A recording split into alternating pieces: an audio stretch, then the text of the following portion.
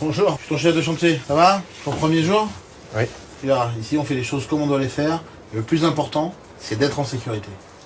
Tous ensemble, là, sinon ça sert à rien. Le pays, tu connais?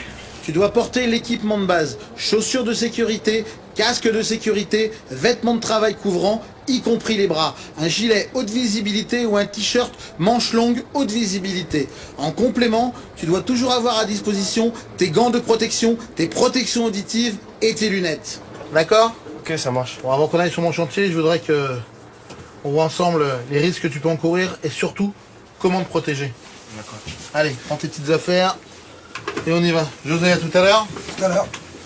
On a tous commencé un jour, hein, tu verras. Régulièrement sur un chantier, tu vois, il faut que tout s'arrête. Prendre un peu de recul et pas foncer tête baissée. Pour qu'on voit ensemble les risques qu'il y a et comment on peut les éviter. Mais on est où là? Sur un chantier, mais regarde, c'est le bordel. Il y a des câbles qui traînent un petit peu partout, des palettes. Ça, c'est pas un bon chantier. Ok? Chez nous, on range et on signale. Très important de signaler son poste de travail, aussi bien pour les autres que pour soi-même. Quand il n'y a rien qui bouge, c'est pas grave. Mais un chantier, c'est pas ça. Mets tes bouchons.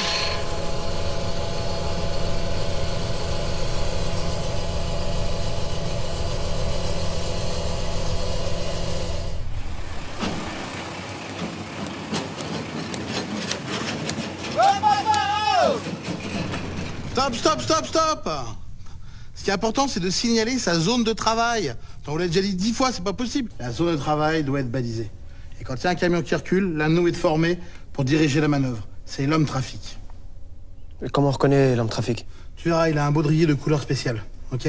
L'homme trafic est là pour que personne ne rentre sur le chemin de la manœuvre. C'est super important, tu dois vraiment écouter ses instructions. Il n'y a pas que les camions qui risquent de t'écraser. Si tu rentres dans l'angle mort d'un engin, tu risques ta vie. Tu vois le rond autour de la pelle, que ce soit rouge ou orange, interdiction d'y pénétrer. Les zones rouges, le chauffeur ne te voit pas, et la zone orange, le chauffeur te voit, mais tu es trop près. Personne dans la zone d'évolution des engins en mouvement. Si tu dois intervenir, tu dois te faire voir par le chauffeur. Tu vois, il arrête sa manœuvre, et tu dois attendre qu'il te fasse un signe pour rentrer dans la zone de manœuvre. Tu dois toujours rester visible par le chauffeur. Allez, viens. Ok, les tranchées, qu'est-ce que tu peux m'en dire? Moi, je crois qu'il faut jamais descendre dans une tranchée de plus de... On ne descend jamais dans une tranchée si elle n'est pas sécurisée par un blindage ou un talutage, quelle que soit sa profondeur. C'est clair? C'est clair. Et pour descendre? Bah, on utilise l'échelle, pas de talus. C'est bien, ça commence à rentrer. Par contre, c'est important de bien rester dans le blindage. Pourquoi? Regarde.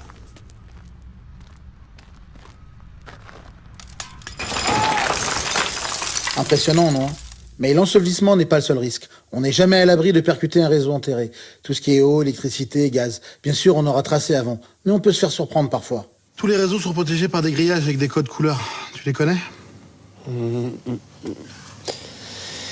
Le jaune, c'est le gaz. Le bleu, c'est l'eau. Et le rouge? L'électricité.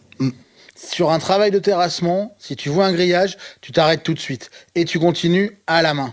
Enfin, à la main, avec une pelle, quoi. Et pourquoi avec une pelle? Regarde.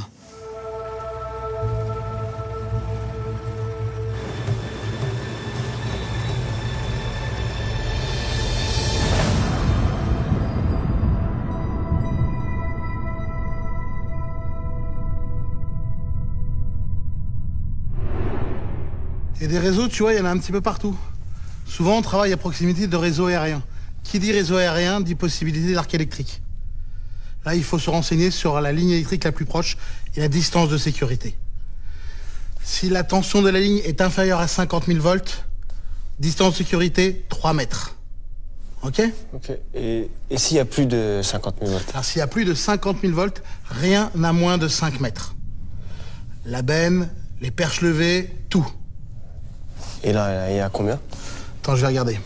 Tu vois, la puissance de la ligne est indiquée sur des plaques métalliques au pied des pylônes. Alors là, tu vois, il y a 20 000 volts. Et en distance, on est à 5 mètres. Mais ça, tu peux pas le deviner. Donc, faut que tu demandes à ton chef de chantier. Là, il t'expliquera tout sans aucun problème. Ok, c'est noté. Bon, qu'est-ce que tu vois comme risque, là, dans cette zone de travail? On devrait pas être ici. Hein. Ouais, tout à fait. Un des risques les plus importants sur un chantier, c'est le risque d'écrasement quand on soulève une charge. Et je suis d'accord avec vous, mais si je dois guider la charge, bah faut bien que je m'approche pour atteindre le blindage à la main. Mais jamais à la main! Il y a une perche pour guider la manœuvre. Prends-la. Si jamais tu prends pas une perche, à la main, tu seras beaucoup trop près du blindage au cas où ça chute. Faut que ça chute, hein. C'est déjà arrivé. Si on n'utilise pas la bonne élingue, le bon câble ou les bonnes chaînes adaptées et contrôlées. Ok? Ok. Si jamais tu sais pas, tu demandes à ton chef de chantier. Tu fais pas prendre des risques à tout le monde. D'accord. Et qu'est-ce qui peut arriver? Qu'est-ce qui peut arriver? Qu'est-ce qui peut arriver? Attention! Bah voilà ce qui peut arriver. Ah, relève-toi. Ça va? Tu commences à comprendre? Ouais. Tu vois, tout à l'heure, si t'avais tenu le blindage à la main, eh ben, il te tombait dessus. Tu vois, si on fait de la prévention, c'est qu'il y a des risques. Hein. Chaque consigne a sa raison d'être. Il y a des risques moins évidents, mais qui sont tout aussi importants. Quand tu dois porter un objet lourd, une bordure ou un parpaing, tu dois te positionner tout près de la charge. D'accord? Tu dois plier les jambes et garder le dos droit et hop, pousser sur les cuisses. Regarde.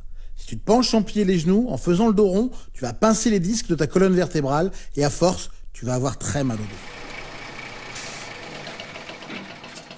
Tu vois, c'est important la manière dont on fait les choses. Quand on descend ou quand on monte d'un engin, il ne faut jamais sauter. Tu vois, là, ça fait plus d'une heure qu'il est dans son camion, ses muscles sont froids et sont rigides. Et si jamais il saute, il risque de se faire très mal. Donc pour descendre, important, on respecte les 3 points d'appui. Vas-y, Max. 1, 2 et 3. Et pour monter, c'est exactement la même chose. Tu vois, c'est là qu'on reconnaît le pro. Il connaît son travail, il fait du bon boulot et il casse rien. Avec des bons outils. Ah, il sait les utiliser surtout. Ça, c'est une tronçonneuse. Il va tronçonner et quand ça tronçonne, ça envoie des minuscules particules, dangereux pour les yeux. Donc on met les lunettes et on regarde.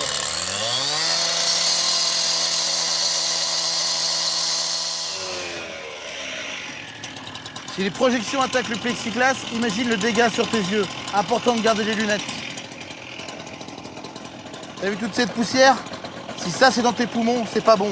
Donc les lunettes et le masque. C'est compris? Allez. La tronçonneuse, ça fait du bruit et ça fait mal aux oreilles. Regarde, mets tes protections auditives.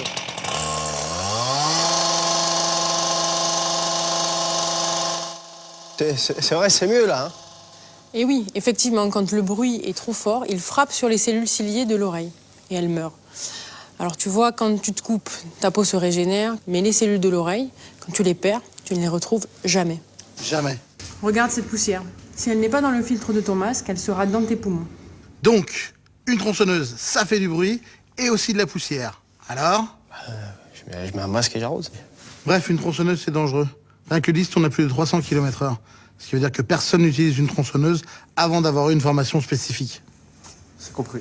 Qu'est-ce qu'il y a? Il fait chaud là, on pourrait pas faire une petite pause? C'est vrai, quand il fait très chaud comme ça, ou quand il y a beaucoup de soleil, on utilise des vêtements couvrants.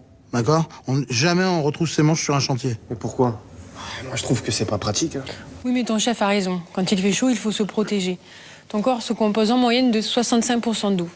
Donc quand on travaille au soleil, il faut s'hydrater suffisamment, au moins 4 à 5 litres d'eau par jour.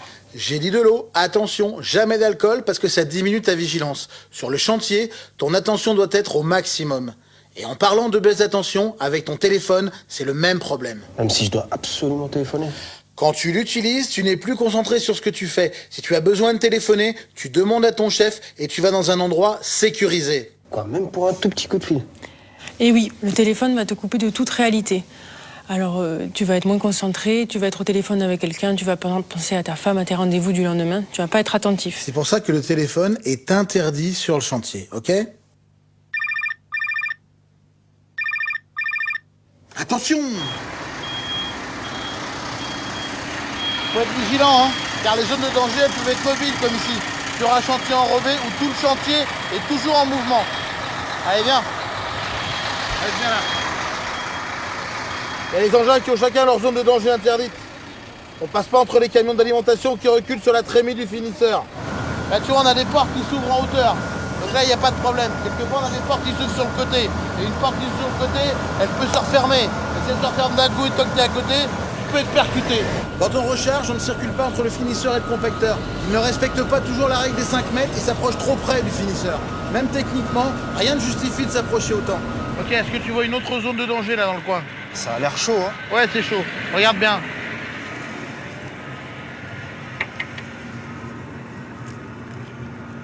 Voilà, tu vois. l'œuf il cuit tout de suite. Tu vois, dans un chantier sous circulation comme ça, faut toujours rester dans le balisage. Jamais au dehors. On est d'accord? Et remets ton casque. Le casque, c'est tout le temps. Mais moi, je pensais que le casque, c'était uniquement sous les engins de levage ou en tranchée. Non, pas du tout. Ça, tu vois, c'est l'impact fait par un boulon, projeté par une voiture. Si t'as pas le casque, c'est ton crâne qui prend. Ah, je préfère que ça soit le casque plutôt que ma tête. Tout à fait. Oublie pas, sécurité, sécurité. Allez, file. Bon, maintenant, tu vas apprendre à lire les étiquettes. José va t'expliquer les logos. Tu vois, sur le bidon, il y a marqué inflammable, dangereux, polluant, nocif. Donc tu fais très attention. Comment tu fais là pour mettre l'essence? Faut faire super attention parce que l'essence, ça coûte cher, mais surtout, ça explose. Ensuite, il faut que je mette des gants. Je dois pas fumer. Il faut que j'utilise un entonnoir et un bidon anti-égoutture pour éviter les risques d'explosion et de pollution. Et voilà, faut pas faire n'importe comment. T'es prêt, toi? Ouais, je suis prêt. Hein? Tu rêves ou quoi, là? Non, je suis prêt. Allez, viens. Je vais faire le tour du chantier. Nous, ce qui est important, tu vois, c'est de faire les choses comme on doit les faire. Et la première chose, c'est d'être en sécurité.